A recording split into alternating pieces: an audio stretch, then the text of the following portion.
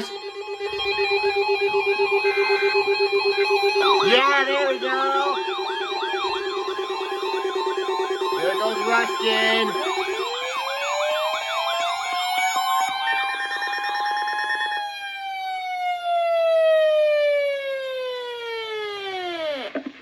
This is NOAA Weather Radio, 24 voice of your National Weather Service. Okay, Rustin. Signals tested the public warning and alarm for transmitters before the listing area, originating from Ruskin, Florida.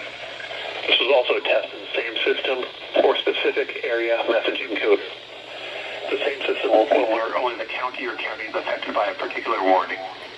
These tests are conducted each Wednesday between 11 a.m. and noon, and again between 6 p.m. and 8 p.m. unless severe weather threatens. This concludes the weekly test. We now return to regular programming.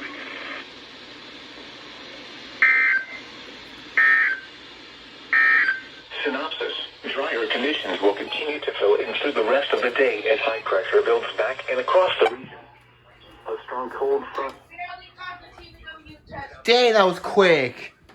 My 261 to 382 went off. Let's go.